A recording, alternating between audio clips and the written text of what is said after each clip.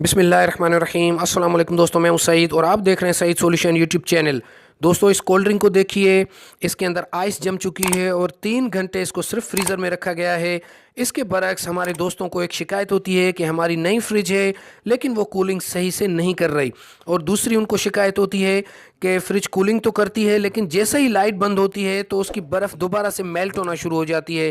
तो याद रखें कि जब आपका नया फ्रिज होगा उसको कूलिंग करने में 1 से 2 दिन तक भी लग सकते हैं, और वो भी जब आप उसको मुसलसल चलाएंगे।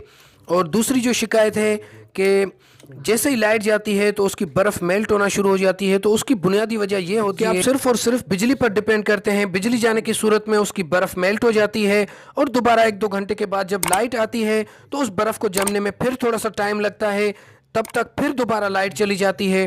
तो यही प्रोसीजर चलता रहता है। इसकी जगह अगर आपके पास कोई छोटा मोटा सोलर सेटअप होगा और आपका फ्रिज मुसलसल सुबह से शाम तक अगर चलेगा तो फिर इस तरह की शिकायत कभी भी नहीं होगी। लेकिन छोटे मोटे सोलर पर सिर्फ इन्वर्टर फ्रिज चल सकता है, नॉन इन्वर्टर फ्रिज तो उस पर नहीं चल सकेगा।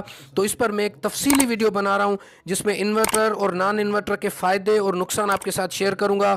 मुझे उम्मीद है कि उस वीडियो के देखने के बाद आपकी सारी कन्फ्यूजन दूर हो जाएगी, क्योंकि अक्सर दोस्त हमारे इन्वर्टर रेफ्रिजरेटर से अवॉइड करते हैं कि उसका सर्किट जल्दी ख़राब हो जाता है। अगर इस रेफ्रिजरेटर की बात करें तो ये भी एक इन्वर्टर बेस्ड रेफ्रिजरेटर है, और एक छोटे सोलर सेटअप की बदौलत ये सुबह से शाम तक मुसलसल चल रहा होता है और रात भर बंद होता है। उसके बावजूद इसकी रिज़ल्ट आप चेक कर सकते हैं।